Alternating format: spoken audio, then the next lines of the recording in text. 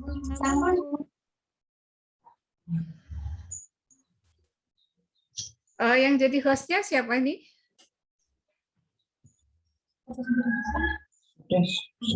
Oh iya, oke.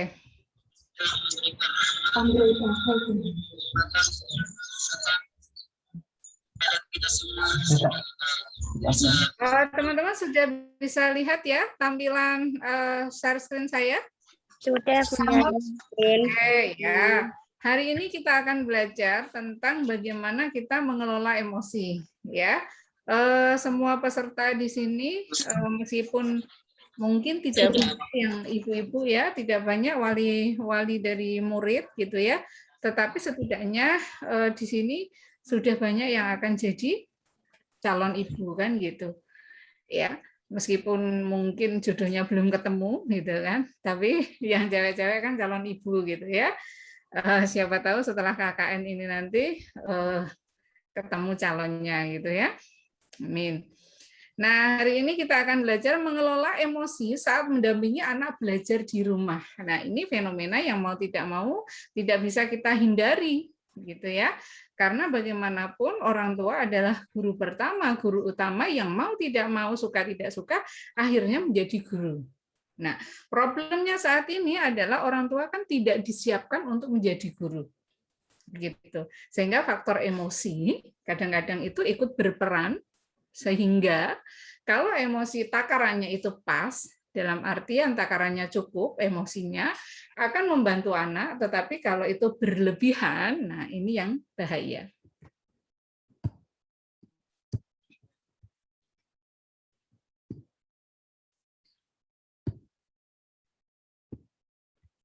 Oke, apa itu emosi? Nah, jadi emosi adalah perasaan yang menyertai di setiap tindakan.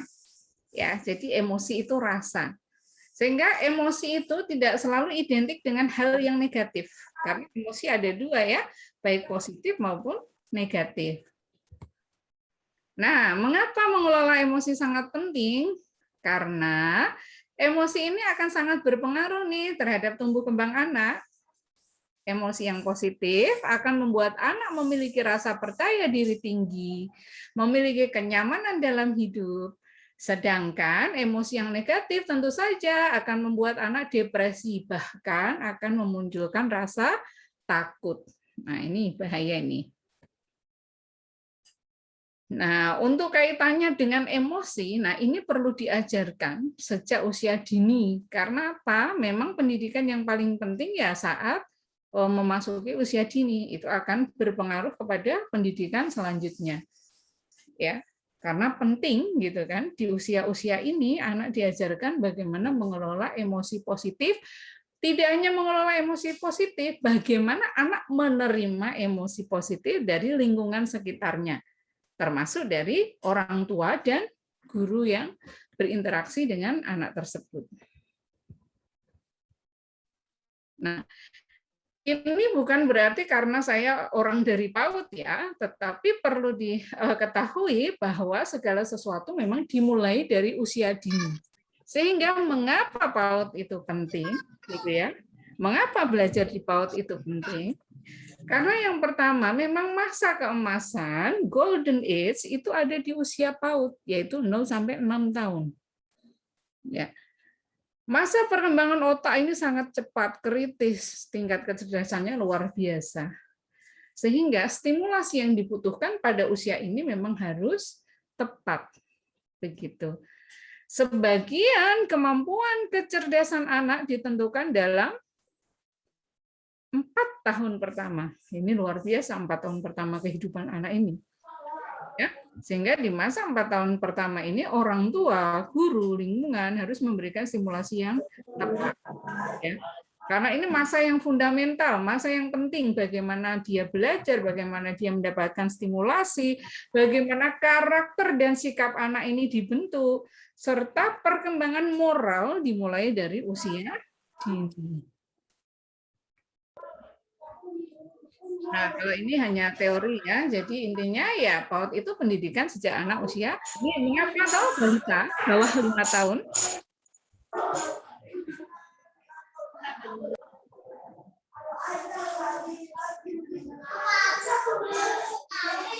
Teman-teman masih mendengar suara saya dengan Masih, baik? Bunda. Ya, oke ya, ada suara yang bocor sedikit-sedikit, asal suara saya masih terdengar, masih aman. Ya. Jadi kenapa masa balita tadi disebut masa emas? Nah, karena apa? Masa balita ini merupakan periode vital. Ya. Di mana perkembangan otaknya luar biasa. Ya. Nah, sebenarnya memang terlambat belajar setelah usia 6 tahun. Gitu. Sebenarnya nggak ada kata terlambat sih. Tapi eman-eman banget 0 sampai 6 tahun jika tidak digunakan dengan maksimal. Gitu. Nah, ini yang penting dilakukan oleh orang tua ya. Bagaimana menstimulasi anak di rumah sebelum bagaimana orang tua mendampingi anak saat belajar. Nah, ini stimulasi seperti apa toh yang sebaiknya dilakukan oleh orang tua di rumah? Nah, yang pertama penting adalah gunakan bahasa positif. Dalam setiap aktivitas selalu gunakan bahasa positif. Ya, saya sering sekali mencontohkan ke teman-teman itu. Hindari gitu ya kalimat yang jatuhnya negatif. Jangan lari, ubahlah menjadi silahkan jalan saja, pelan-pelan, hati-hati gitu kan, awas jatuh gitu kan. Ya sudah, anaknya menjadi karena dominasinya pada kata negatif gitu ya. Licin loh, awas nanti kepleset ya, kepleset beneran deh. Jadi cukup gunakan hati-hati. Ya, cukup. Awas tumpah. Nah, karena kita ini tidak biasa menggunakan bahasa positif, sehingga yang keluar ya selalu kata-kata penuh kekhawatiran. Awas jatuh, awas licin, awas terpleset, gitu kan? Anak jatuh, kodoknya nakal, kan gitu. Ya, ternyata. Yang kedua, stimulasi sesuai dengan usia anak. Ya, kapan anak dilatih berdiri, berjalan, memegang sendok, toilet training, kapan harus dilatih membaca, kapan dilatih berhitung, dan lain sebagainya. Jadi disesuaikan dengan usia anak. Kan nggak mungkin anak usia 2 tahun, kemudian didrill untuk berhitung perkalian sampai 100. Kurangnya pinter Bu, stimulasi sebanyak-banyaknya. Ya tidak, waktunya kali, kan gitu. Ya, sehingga memang harus sesuai tahap perkembangan anak. Dan ketiga, ini juga penting, bersabar pada proses. Kita sebagai orang tua, jangan selalu menuntut anak untuk harus segera bisa. Jadi anak itu berproses. Ya. Begitu diajari berhitung 1 sampai 10 enggak bisa-bisa orang tuanya marah. Jadi mengaji aba-aba lupa terus terbalik-balik orang tuanya marah. Padahal untuk penilaian anak itu tidak hanya sekedar hasil. Ya, jadi penilaian by proses. Ketika anak berusaha melakukan itu adalah bagian dari keberhasilan. Tidak pada hasil. Nah, perhatikan ya, anak itu unik dengan kekhasannya masing-masing. Ya, kadang-kadang meskipun usia anak sama, tetapi anak memiliki perkembangan yang berbeda dan belum tentu dicapai dengan tingkat usia yang sama.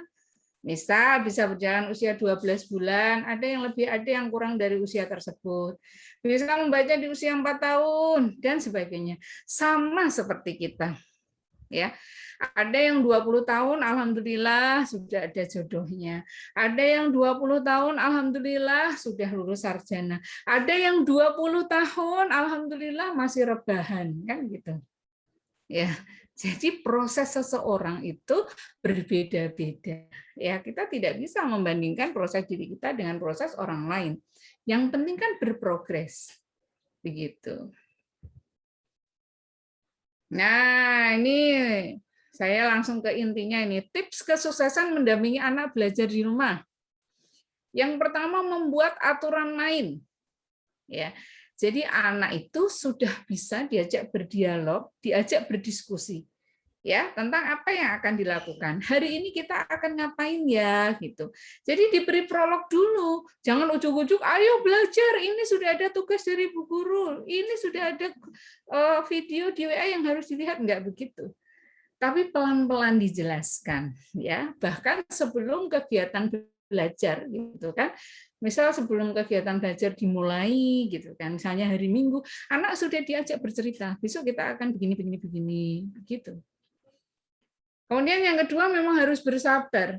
Karena di anak usia dini, ini di wilayah anak usia dini ya, jadi konsentrasi anak itu terbatas. Dan penggunaan gadget atau penggunaan handphone, laptop, pokoknya piranti elektronik itu memang terbatas. Bahkan kalau bisa sampai usia 2 tahun itu tidak terpapar begitu. Sehingga sebenarnya yang disasar adalah orang tuanya. Ya.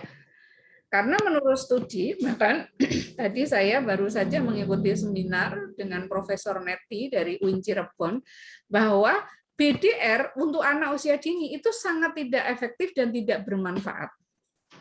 Itu kesimpulan beliau. Bayangkan, karena anak usia dini gitu ya, itu ada interaksi langsung, interaksi sosial gitu ya. Tidak mungkin dihadapkan dengan tugas-tugas online. Itu untuk anak usia dini. Nah, BDR ini mulai efektif itu di usia SMP ke atas. Termasuk kita-kita yang mahasiswa nih, itu sudah sangat efektif BDR. Karena sudah pada tanggung jawab masing-masing, tanggung jawab personal. Tetapi anak usia dini itu belum pas dilakukan pembelajaran online. Sehingga orang tua memang harus bersabar. Bersabar apa? Bersabar belajar. Transfer knowledge ke anaknya. Nah, lanjutannya yang ketiga, belajar. Orang tua harus mau belajar terutama tentang ilmu pendidikan anak, belajar bisa dari mana saja. Bisa seperti siang ini, kita bisa berinteraksi, minimal kita bisa bertukar pendapat, mendengarkan gitu ya. Bisa dari buku, bisa dari internet ataupun sumber-sumber lain yang relevan. Ya. Kemudian yang keempat ini paling penting, orang tua kita ini adalah life kurikulum. Jadi kurikulum hidup, kurikulum berjalan. Anak akan meniru segala apa yang dilakukan oleh orang tuanya. Plek ketiplek copy paste. Ya. Jadi kalau teman-teman yang sudah mengajar di PAUD, mengajar di SD MI kelas awal gitu ya, kalau mau melihat tipe orang tuanya, lihat aja anaknya. Ada, mohon maaf, ada anak yang PELIT gitu kan. Sebenarnya kita sudah bisa membaca. Jangan-jangan orang tuanya begitu atau minimal lingkungannya begitu. Atau ada anak yang hobinya marah-marah gitu kan. Kurang lebih gambaran orang tuanya seperti itu.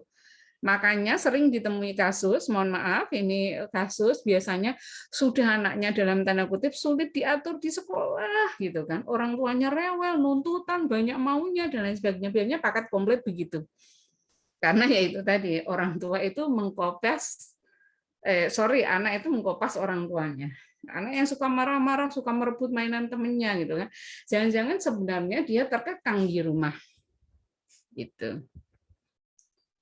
Nah, ini bagaimana menghadapi anak saat marah? Saat anak marah itu pemicunya apa? Gitu ya. Apakah karena kegerahan? Kegerahan itu dia tidak nyaman, gitu ya. Apakah tidak nyaman karena sedang ingin buang air, tapi nggak berani bilang karena siswa baru mungkin, gitu ya.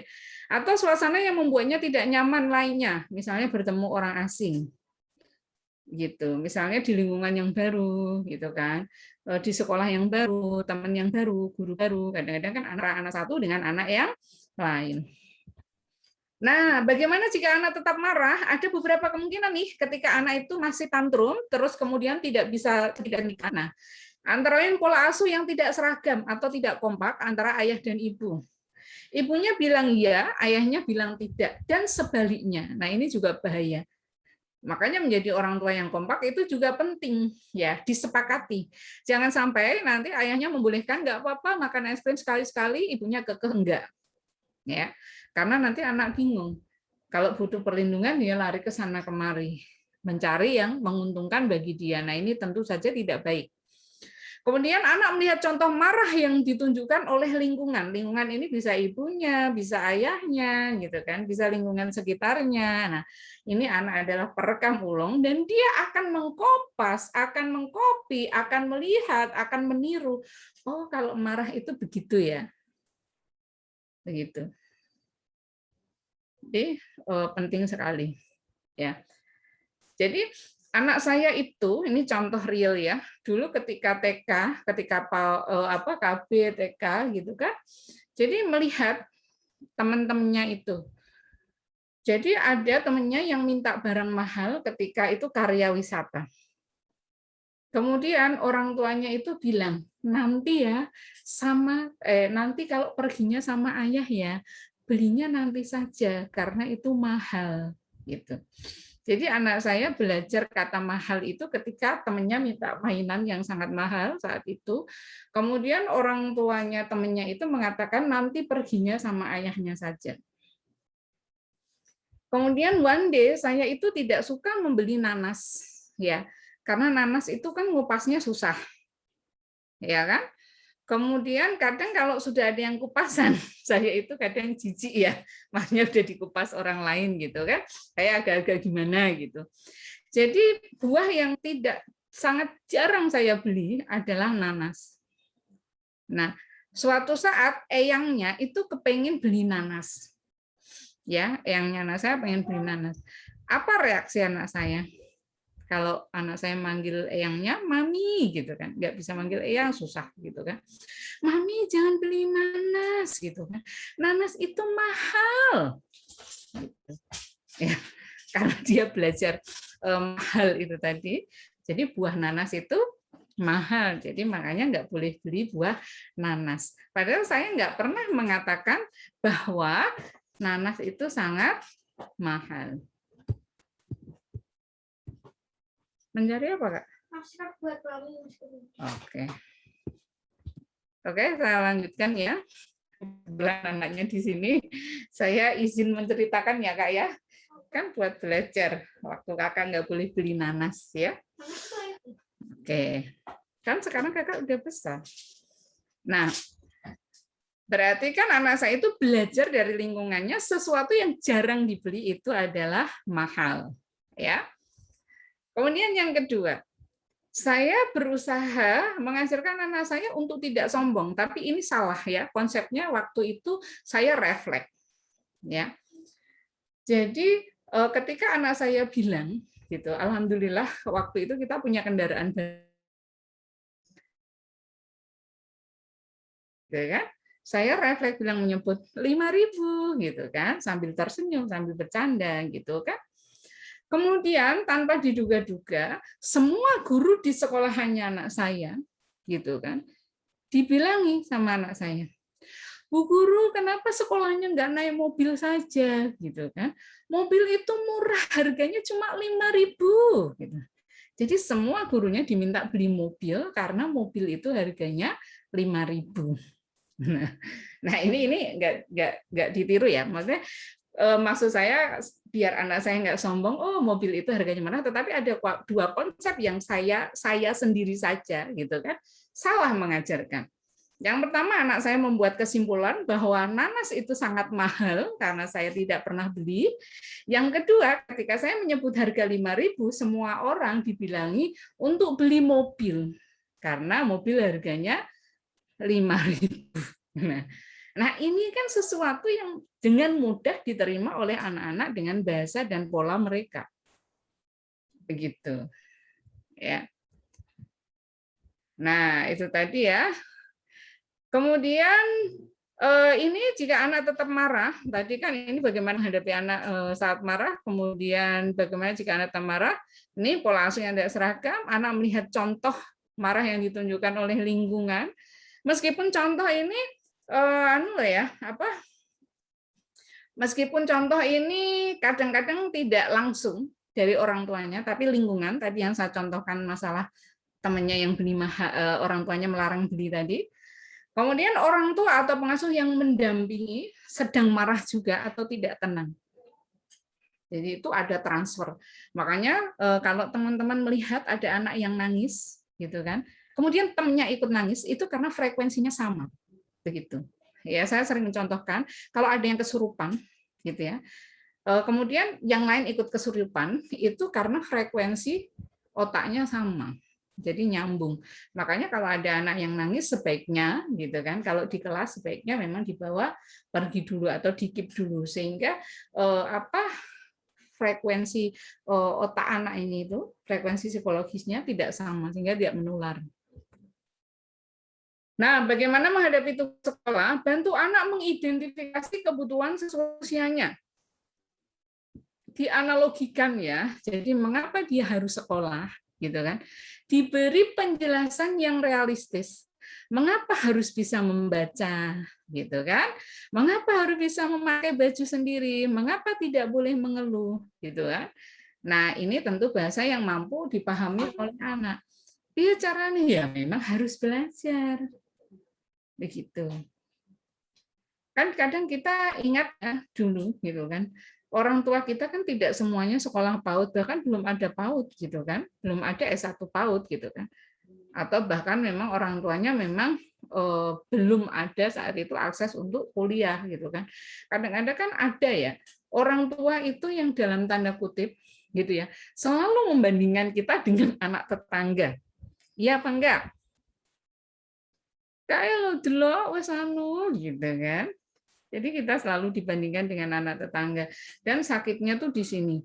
Nah, makanya pesan saya, kita sudah merasa tidak nyaman diperlakukan orang tua dengan pola asuh yang seperti itu. Jangan lakukan ke anak-anaknya besok atau kelak. Nih, anak melihat contoh ya. Kalau orang tua berteriak ya, anak juga akan menjawab dengan berteriak. Dan ini akan direkam. Oh, berarti kalau marah itu begini, ekspresinya harus begini. Jadi orang tua membentak, anak juga akan belajar membentak. Dampingi anak dengan penuh perhatian. Kalau orang tua itu care, anak juga akan care. Ya. Jadi semua itu akan ada feedback-nya. Apa yang kita lakukan, anak itu akan merekam dan akan mengeluarkannya one day. Ya. Atau kalau sudah terbiasa, anak akan memiliki interaksi yang baik. Nah, kemudian sentuhan fisik maupun psikis yang dilakukan orang tua itu sangat berdampak juga. Ya. Jadi orang tua di sini itu ya ayah, ya ibu.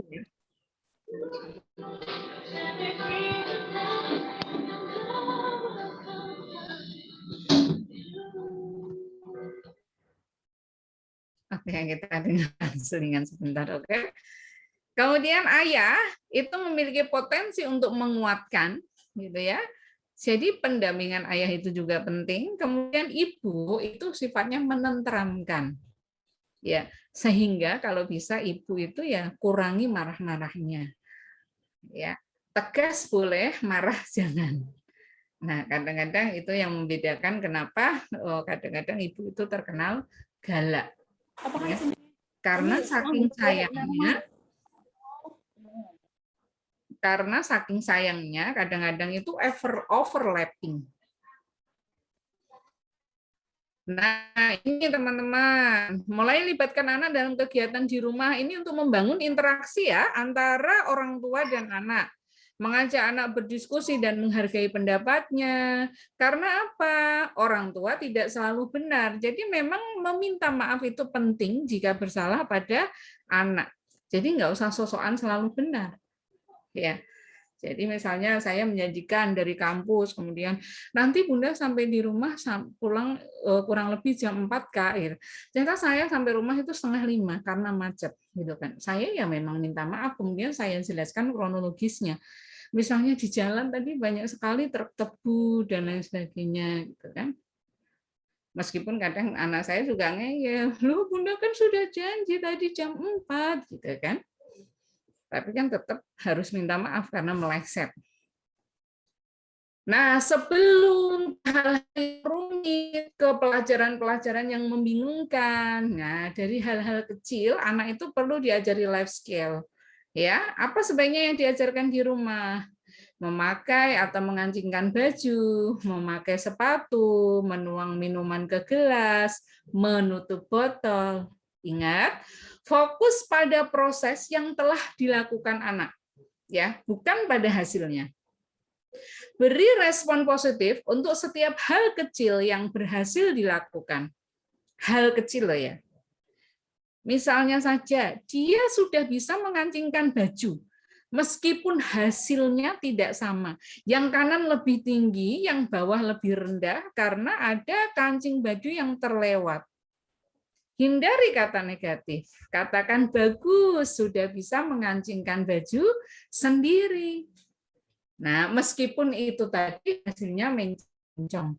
Kan itu bagian dari proses. Jangan sampai ngancingkan baju kok gitu, lihat itu enggak sama, gitu kan? Nah, itu sebenarnya menjatuhkan mental anak. Ya, karena ingat prosesnya dia bisa motorik halusnya memasukkan kancing baju. Tetapi apa? Dia sudah berusaha sampai keringetan masukin kancing baju, ujung-ujungnya tetap disalahkan karena ya sama gitu kan. Terus sakitnya juga kasihan anak. Be a dream parent sama seperti buku yang saya tulis ya, jadilah orang tua impian, orang tua yang diidolakan ya oleh anak-anaknya, orang tua idaman, orang tua yang disayangi anak, disegani anak, bukan orang tua yang ditakuti bahkan dihindari oleh anak gitu. Kemudian nih, selamat ya untuk menjadi orang tua maupun calon orang tua yang diidolakan oleh anak-anak. Nah, itu tadi sedikit berbagi tips bagaimana gitu kan mendampingi anak belajar di rumah. Silahkan jika ada yang mau bertanya. Terima kasih kami sampaikan. Itu tadi pemaparan yang telah dipaparkan oleh narasumber kita. Untuk peserta Zoom yang ingin bertanya, silahkan raise hand dan menghidupkan mikrofon. Kami buka 3 penanya terlebih dahulu. Silahkan.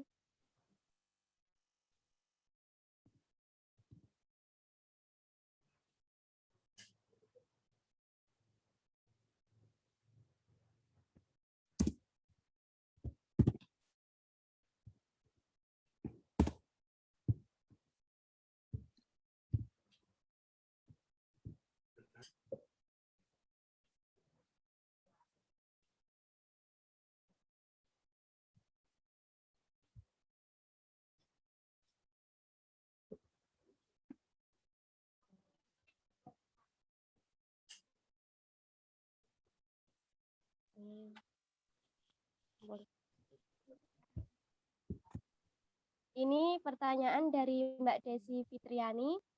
Bagaimana sikap orang tua yang sudah terlanjur mengenalkan anak pada gadget? Pertanyaan yang pertama. Pertanyaan yang kedua dari Musiana.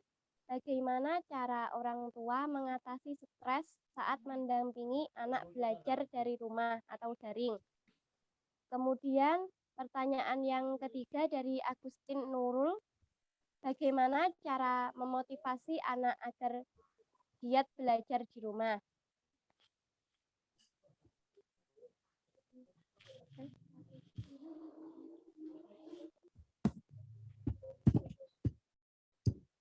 Kepada Bu Ati, saya persilahkan. Oke, yang pertama tadi pertanyaannya bagaimana kalau anak sudah terlanjur dikenalkan dengan gadget ya? Nggih, Bu. Iya. Jadi usianya berapa? Kalau usianya itu masih di bawah 2 tahun, sebaiknya tidak.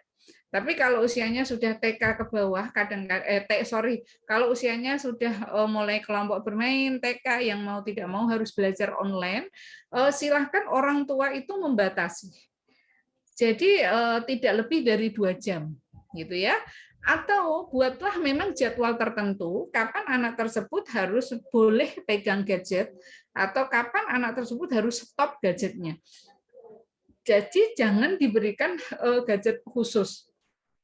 Kemudian untuk meskipun ini alasannya untuk kegiatan belajar ya, meskipun orang tua itu mampu gitu ya dan memang punya kelebihan rezeki kemudian memberikan gadget terbaru dan lain sebagainya, sebaiknya memang tidak lost control. Jadi aturlah gitu ya, negosiasikan dengan anak kapan waktunya dia boleh pegang gadget.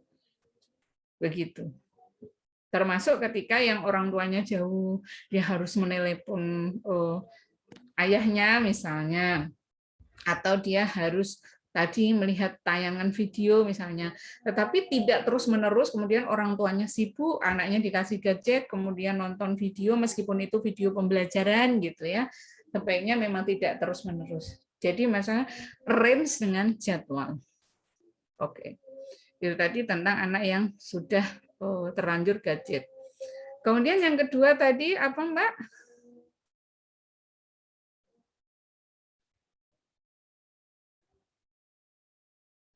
Mbak moderator, yang kedua tadi apa? Yang kedua yaitu bagaimana cara mengajar dan mendidik anak bagi orang tua karir yang pada dasarnya waktu bersama anak lebih singkat. Bagaimana cara mengajar dan mendidik anak bagi orang tua karir, sedangkan waktunya itu lebih singkat, Bu. Oh iya. Jadi ini lebih kepada bagaimana manajemen waktu saja sih ya. Jadi komitmen kepada orang tua. Mungkin saya contohkan langsung saja ya. Mungkin saya bisa disebut sebagai orang tua yang bekerja gitu ya. Memang saya sudah dari kecil, dari usia anak saya usia kecil itu saya ajak diskusi bahwa ibunya memang bekerja. Sehingga saya membiasakan anak saya untuk memiliki jadwal, kalau masih kecil memang belum tertulis gitu ya. Tetapi itu rutin ya. Jadi dia harus tidur jam berapa, main jam berapa, kemudian belajar jam berapa, kemudian beraktivitas, sholat, makan dan lain sebagainya itu rutin. Ya. Kemudian kapan dia harus quality time? Ya. Jadi semuanya itu bisa dikondisikan dengan syarat konsistensi. Ya. Jadi anak saya karena dia sekarang sudah 9 tahun gitu ya. Saya membiasakan anak saya itu bangun sebelum subuh. Kadang jam 4, kadang jam 4 lebih seperempat. Ya. Mesti teman-teman mungkin ada yang mungkin lebih siang dari anak saya bangunnya gitu ya. Tetapi konsekuensinya tidur, saya berdiskusi sama anak saya. Waktu tidurnya minimal harus 8 jam. Kalau dia bangun jam 4, berarti tidurnya harus jam 8. Semua aktivitasnya harus sudah selesai sebelum jam 8. Karena jam 8 dia harus sudah tidur. Begitu. Ya. Konsekuensinya ketika dia bangunnya terlambat, berarti ada hal-hal yang harus dia lewatkan. Apakah olahraganya terlambat, apakah sekolahnya terlambat, gitu kan? Berarti itu perlu kita diskusikan di awal. Ya, kenapa dia harus bangun lebih pagi daripada teman-temannya, gitu ya? Karena pagi itu banyak hal yang harus dikerjakan dan ibunya adalah orang yang bekerja. Kenapa ibu kok bekerja? Kenapa teman-temanku ibunya santai-santai saja? Bisa nganterin aku, bisa santai-santai bangunnya siang. Nah, kita diskusikan. Kita beri analogi. Bisa enggak ketika kakak kepengen ini gitu kan? Bunda bisa belikan enggak? Gitu. Kemudian ketika temennya gitu kan, apa misalnya mengerjakan sesuatu misalnya terlambat gitu kan. Ketika temennya harus menggunakan dalam tanda kutip guru les gitu kan. Pernah enggak kakak misalnya harus bunda paksa untuk les gitu kan? Karena apa? Bundanya bisa ngajari. Karena apa? Bunda belajar. Bunda bekerja. Bunda belajar. Bekerja sama dengan belajar. Gitu kan? Karena bunda selalu belajar. Sehingga apa? Kalau bunda belajar, kakak juga harus belajar. Jadi saya tidak pernah menyuruh anak saya belajar, kemudian saya tidak belajar. Begitu. Ya, jadi apa yang kita ajarkan kepada anak kita harus kita lakukan dulu. Termasuk tadi membuat jadwal belajar ya. Kita punya jadwal, anak juga akan mengikuti jadwal tersebut dengan kesadarannya sendiri. Mungkin analoginya terlalu sulit. Analoginya yang mudah saja. Saya membiasakan anak saya sebelum tidur itu sikat gigi, tetapi saya tidak memaksa. Saya cukup diskusi. Oh ya silahkan, nggak sikat gigi itu nggak apa-apa. Orang nanti ketika giginya sakit juga bukan bunda yang merasakan gitu kan. Oh iya ya, kalau gigiku sakit berarti aku akan menangis. Kalau gigiku sakit berarti gigiku yang lubang gitu kan. Yang rugi siapa? Ya aku ya, pasti aku nggak bisa tidur. Jadi kita kembalikan ke kepentingannya anak sendiri. Termasuk ngajari anak membaca. Misalnya kita tersesat, kemudian naik bis, ada jurusan Pati, ada jurusan Jogja. Kalau kita bisa baca kan enak ya, nggak mungkin tersesat. Jadi kita gunakan analogi-analogi yang mudah dipahami anak. Nah, itu tadi contoh dalam tanda kutip bagaimana seorang wanita karir gitu kan mendampingi anak belajar dengan waktu yang terbatas, buat quality time di setiap waktu, termasuk bercerita itu tadi dengan mengajari anak membaca. Jalan saja, setiap jalan itu ada yang bisa kita baca. Begitu. Oke, yang ketiga tadi apa, Mbak? Yang ketiga, bagaimana cara orang tua mengatasi stres saat mendampingi anak belajar daring? Mengatasi orang tua yang stres, ya. Oke, jadi stres tidak stres itu lebih kepada ini tadi ya, manajemen diri ya, manajemen yang positif. Jadi orang tuanya mengizinkan nggak stres itu datang kan gitu. Insya Allah kalau orang tuanya dalam tanda kutip mau belajar gitu kan, stres bisa diminimalisir. Kemudian realistislah terhadap ekspektasi. Kadang-kadang orang tua stres itu kan karena merasa anaknya diajari kok nggak bisa-bisa gitu kan. Anaknya diajari kok lama, kemudian tugasnya banyak, anaknya lelet gitu kan. Jadi turunkan ekspektasinya. Kemudian breakdown gitu kan, hal-hal kecil yang mampu dilakukan anak terlebih dahulu. Jadi ingat bahwa anak itu berproses. Jadi tuntutan kita, ekspektasi kita yang diturunkan. Ya, begitu. Minimal itu, Mbak. Ada lagi yang mau ditanyakan? Niki masih banyak, Bu. Niki bacakan 2 penanya lagi. Tidak Oh apa-apa, iya, nggih? monggo, silahkan. Nggak apa-apa. Oke. Ini dari Ibu Ati Pujiati RPLC Kabupaten. Oh iya, Bertanya, alhamdulillah ini apa pesertanya nambah ya, dari yang tadi 40 ini sudah ada 72 partisipan. nggih Bu, alhamdulillah banget. Oke, oke. Ini saya bacakan ya Bu pertanyaannya. Ya. Kalau daring kurang tepat untuk anak-anak, sementara pemerintah menganjurkan daring. Niku bagaimana kita menyikapinya sebagai guru dan wali murid? Ngoten. Oke. Langsung saya jawab saja ya biar nggak kelewatan ya. Nggih Bu. Oke, iya. Kalau yang saya sampaikan itu pemerintah juga tidak salah, Bu, karena memang situasinya begitu. Karena anak juga sangat rentan jika diizinkan untuk tatap muka dengan ketemu dengan banyak orang, ya, karena imunitasnya masih rendah, ya. Jadi ini bukan salah siapa dan mengapa gitu kan. Ya memang konsekuensi dari daring begitu. Terus solusinya gimana? Ya itu tadi solusinya kalau memang daring berarti memang kita harus memberikan penguatan kepada orang tua bahwa orang tua ini bagian dari guru yang mendampingi anak belajar di rumah. Begitu. Jadi seyogyanya memang orang tua ini mau belajar.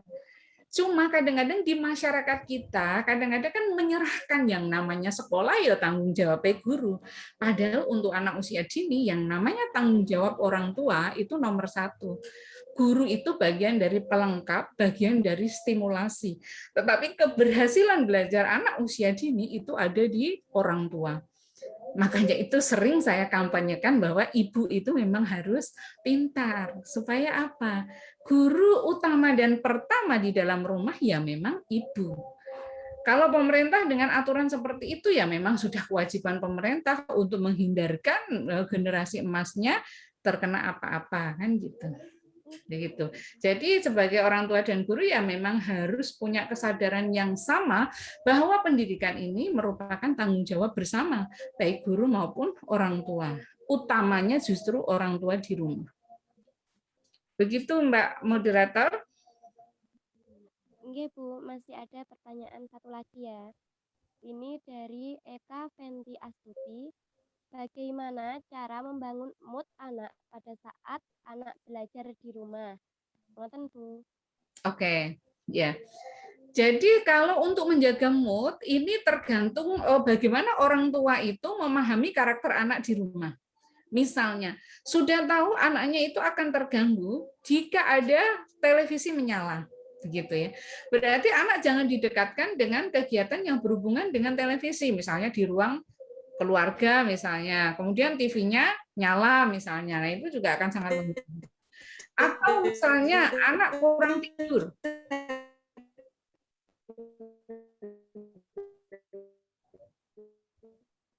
Misalnya anak kurang istirahat, dipaksa belajar, itu juga percuma. Jadi kita harus mengkondisikan bagaimana anak itu nyaman, karena anak ini konsentrasinya terbatas, begitu ya.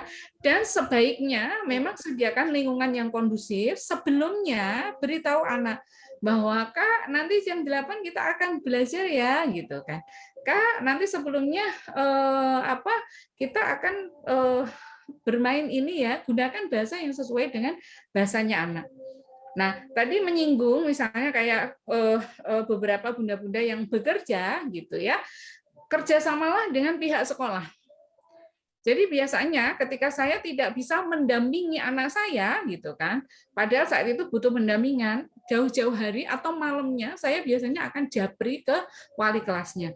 Bu, nanti kakak akan belajar setelah jam segini ya, karena butuh pendampingan dan saya ada kegiatan ini. Jadi kita komunikasi kepada pihak sekolah, kepada gurunya gitu ya, sehingga anak kita tidak ketinggalan gitu ya. Dan saluran informasi dengan pihak sekolah juga tidak terhambat begitu.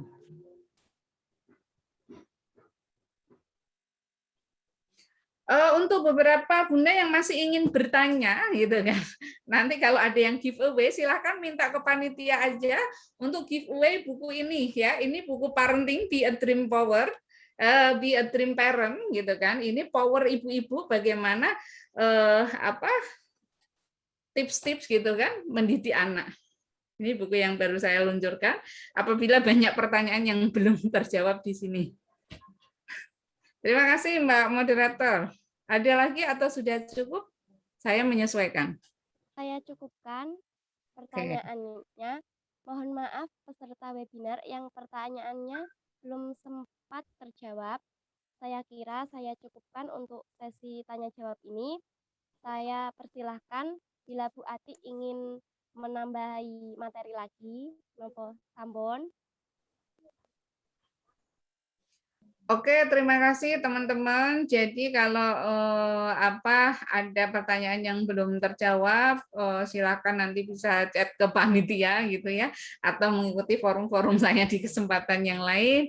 Pada siang hari ini saya mohon maaf yang sebesar-besarnya apabila apa yang saya sampaikan ada yang kurang pas dalam penyampaian maupun tutur kata saya. Terima kasih partisipasinya. Kurang lebihnya mohon maaf. Wassalamualaikum warahmatullahi wabarakatuh. Waalaikumsalam warahmatullahi wabarakatuh. Ya, sama-sama. Assalamualaikum. Waalaikumsalam. Mau foto bareng, ampun keluarin. Mbak Mut, iya Mak. Panitia keapian situ Mbak Mut. Mbak Mut. Mbak Mut. Selanjutnya memasuki acara yang kelima yaitu penutup. Alhamdulillah kita sudah sampai di penghujung acara webinar ini berjalan dengan lancar. Banyak ilmu yang telah kita pelajari dari Ibu Sumiati, terutama terkait tentang mengelola emosi orang tua saat mendampingi sekolah online. Terima kasih kami ucapkan kepada Ibu Sumiati atas waktu dan ilmunya, dan terima kasih kepada peserta yang telah ini. Semoga yang kita dapatkan bermanfaat bagi kita semua. Sebelum saya selaku moderator, jika ada tutur kata ataupun sikap yang kurang berkenan, saya mohon maaf yang sebesar-besarnya. Wabillahi taufik wal hidayah, waridho wal inayah. Wassalamualaikum warahmatullahi wabarakatuh. Waalaikumsalam Dimohon peserta jangan keluar dulu ya. Ini ada sesi foto. Dimohon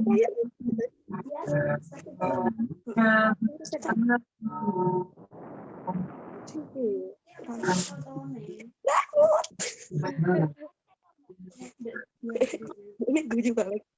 hitung 1, 3 senyum ya. 1, 2, 3. Lagi-lagi. Ayo lagi-lagi. 2, 3.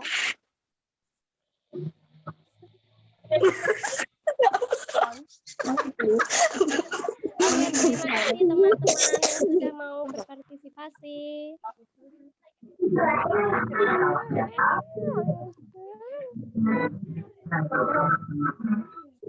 Sebenarnya pelajaran belajar bangun-bangun, belajar peduli kebajikan, belajar bantu sesama, belajar berbakti ke orang tua.